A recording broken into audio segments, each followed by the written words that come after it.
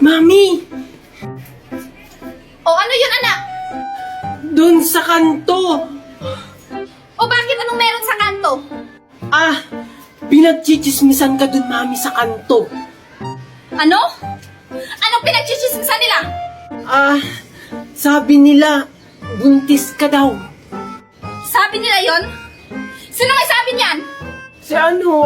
Si Aling Magna at si Aling Maribik po. Walang hiya talaga yung dalawang babae na yan. Ang liit-liit nga ng tiyan ko, paano ako magiging buntis? Yun po yung napakinggan ko sa kanila eh. Tapos sabi daw po nila, tricycle driver daw po yung nakabuntis sa inyo. Ano? Mga walang hiya talaga yung mga babae na yan. Hindi nga ako lumalabas ng bahay, tsaka yung tricycle driver na yun, hindi nga ako pumayag. Ano, Mami? Anong hindi pumayag? Wala. Sabi ko, nasan sila? Andun po. Wait lang, Mami. O bakit? Totoo po ba kayong buntis? At sino po yung nakabuntis sa inyo, Mami? Gusto mo ibaliban ko sa'yo to? Wag po, Mami. Joke lang po yun. Asan yung dalawang chismosa na yan? Andun po sila sa kanto. Tara, Mami. Tapos sabi nila, Mami, ampun daw ako. Talaga naman? Ay, syempre naman hindi. Sana matutuwa sa akin si Junjun kasi may ibibigay ako sa kanyang chocolate. Tingnan mo, Junjun, oh, ang ganda ng alkansya ko. Binilhan ako ni Ninang Magna kasi kailangan ko daw mag-ipon kasi malapit na yung Pasko. Wow, talaga? Kailan kaya ako bibila ni Aling Magna? Ano ba yan? Kasama ni Junjun si Mimay. Baka agawin ni Mimay tong chocolate ko. Sige, ako na nga lang bahala. Ay, baka sa'yo yung isa. May binili pa kasi isa si Ninang Magna. Hi, Junjun! O bakit nandito ka, Queenie? Nagpapapansin ka siguro kay Junjun, no? Ay, hindi kaya. Andito kasi ako kasi may ibibigay ako kay Junjun na chocolate. Kasi nga, binigyan niya ako kahapon. Wow, ang bait mo naman, Queenie. Ano ka ba, Junjun? Maliit na bagay lang yan. Oh, sa'yo na tong isa. Talaga, Queenie. Thank you. Queenie, kanino yung isa? Akin ba yan? Oo, sa'yo to. Ito, oh.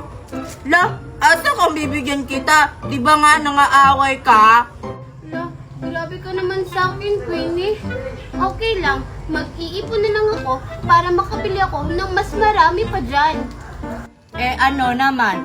May marami pa naman akong ganito sa bahay. At may ipon din ako. Hala, wag na nga kayong mag-away. Sige, Mimay, hati na lang tayo dito. Thank you, Junjun! Hala, Junjun, bakit mo siya binigyan? Para sa'yo lang yan. Kasi mabait siya, hindi katulad mo. Akin na yan. Pati rin sa'yo, Junjun, kasi pinamimigay mo naman yung binibigay ko. Bahala nga kayo dyan. Ang damot mo talaga, Queenie. Bibili rin kami ng ganyan ni Junjun. Ano ba, Junjun? Ba't namamangga ka? Ikaw kaya yung namamangga? Ikaw kaya yun. Ano yan, Junjun? Eto, alakansya ito. Tingnan mo, Angel, ang daming laman kasi nag-iipon ako. Alakan siya yan? Ako, hindi ko na kailangan mag-alakan siya kasi may sarili na akong bangko. Asan yung bangko mo? Wala naman? Patingin nga. Andun sa bayong credit card ko. Bawal yung ilabas, baka manakaw. Bakit ka tumitingin ng ganyan sa akin, Angel? May sarili naman akong pera. Ilan naman yung laman yan, Junjun? 100. Bleh. Yak, 100 lang. Yung laman ng bangko ko, 1 million. Ano naman, sabi ni Daddy Wine, pagdating niya, lalamnan niya to ng 1,000. Bleh. 1,000 lang naman pala eh. Wala pala yung Daddy Wine sa Daddy Nestor ko eh. Kala mo, dadating na yun si Daddy Wine, isusumbong kita. Eh di magsumbong ka doon, sumbongero.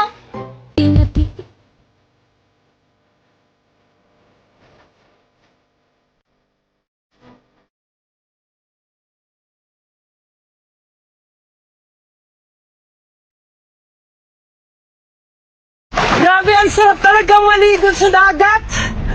Na kaya yung batang yun? Andito ka lang parang bata ka? Hoy, tipak lang! Mo, Sabi ko sa'yong bata ka na tapusin mo muna module mo bago ka maligo ng dagat! ano kasi naman, ma, ang hirap nung math. Kung ikaw na lang kayo mag-answer niyan, ma. Kung pasabugin ko kaya yung bunganga mo, puro ka na ang ligo! Hindi mo na inasikaso module mo! Bala ka dyan, di ako uuwi. Sige, pag ikaw talaga hinila dyan ng Shokoy, puro ka ligo ng dagat! Hay naku, ma, hindi mo ako madadaan sa pananakot mo. Sige, huwag ka talaga sa akin maniwala kang bata ka! Pag ikaw hinila ng Shokoy dyan, bahala ka talaga! Bala ka rin dyan. Doon na ako sa malalim. Ano kaya itong naapakan ko? Ang lambot-lambot. Kaya kang bata. Turbo ka ng tulog. Aray! Ang ganda-ganda niyo naman po. Talaga? Yan, ang ganda-ganda niyo po. Pak! Pak! Ganun ka po, yan. Ganyan? Pak! Yan po, yan po, yan. Pak! Teka lang. Shokoy ako. Pero tao kayo. Dahil sinabihan mo ako maganda, hindi na kita kakainin. Talaga po? Ang bait niyo naman po talaga. Pero, marunong po kayo sa math? Mat? Ay, syempre, magaling ako dyan. Akin na, answeran ko. Ay, sayang naman po. Hindi ko po kasi dala yung module ko eh. Huwag ka mag-alala. May alam akong solusyon dyan. Mag-goat mat ka na lang. Ano po yung goat math? Una, i-open mo muna ang iyong goat math. At pagkatapos, i-scan mo na ang iyong math problem. At mag-antay lang ng ilang segundo. Ayan, may answer ka na. Goat mat, the most powerful AI calculator. Lengkan may bayo.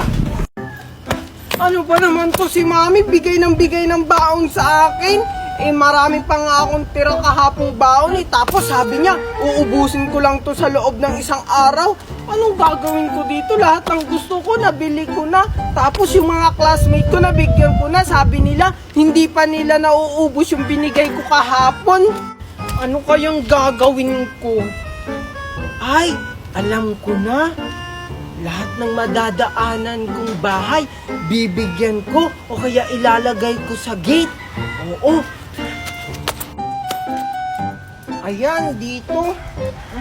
Sana makita agad yung may-ari ng bahay. Dito naman tayo. Dito.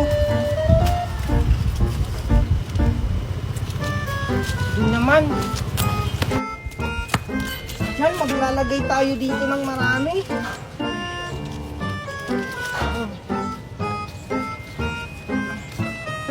Mabilis makita.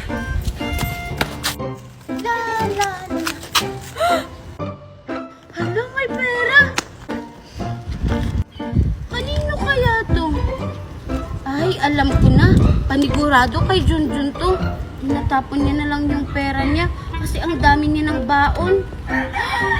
Ayun, may pera pang nakakalat sa kalsada. Pulutin ko na nga lang. Ito pa. Saka ito pa. Ay, grabe na talaga si Junjun. Pati ba naman sa gate ng bahay, nilalagyan niya na ng pera? Wow! Ito pa. Nakakapagod. Ang dami-dami ko pang pera, hindi pa nauubos. Pumasok na nga lang ako sa school. Baka mali pa ako. Ay! Ano ka ba naman, Junjun? Hindi ka naman tumitingin sa dinadaanan mo. Ayan, tuloy na tumba ko. Hindi ko naman sinasadya, Mimay. Eh bakit kasi namumulot ka pa ng perang tinatapon ko? Eh di ba binigyan na kita kahapon? Ibigay mo na lang yan sa iba.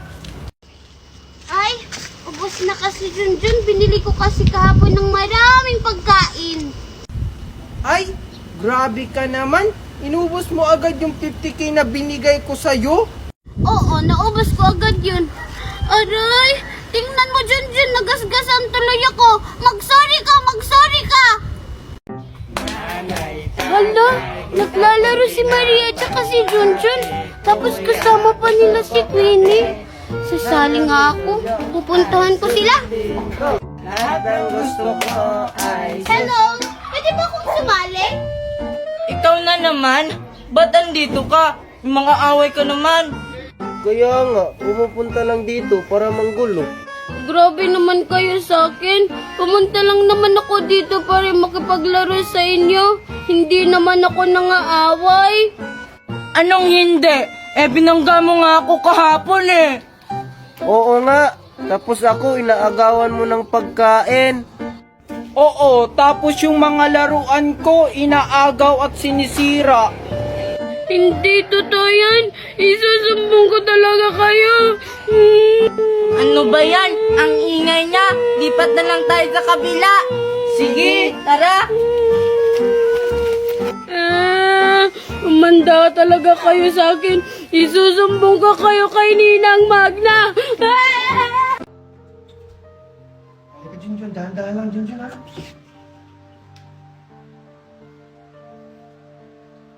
Surprise, Junjun! Welcome back! Wow! Hindi na po kayo galit sa akin? Siyempre naman, Junjun. Hindi na ako galit sa'yo. Kalimutan mo na yung Junjun. Hayaan mo makabawi ako sa'yo.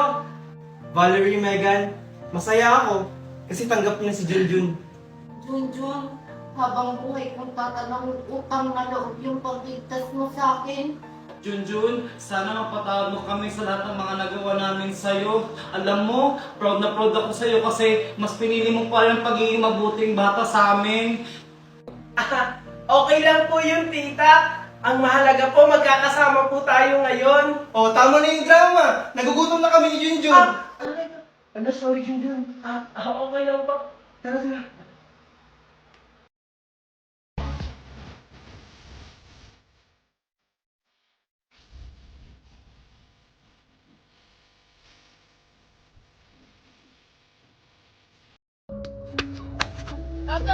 Hala, si Junjun ba yun? Tingnan niyo, tumatakbo. Ayun o! Hoy, Junjun! Oh, bakit? Bakit ka tumatakbo? Halika dito! Kinain ko na ba? Oo. Sige, hindi na. Kasi nagmamadali kasi ako eh. Junjun, ano yung hawak mo? Oo nga, ano yan? Ito. Buto lang to. Binigay ni Aling Magna, itanim ko daw. Parang kakaiba yung hawak ni Junjun. Oo nga. Tayo na nga. Hayaan na lang natin si Junjun. Tara. Ano? Sige, alis na ako. Tatanim ko pa to. Saan ko kaya ito pwedeng itanim?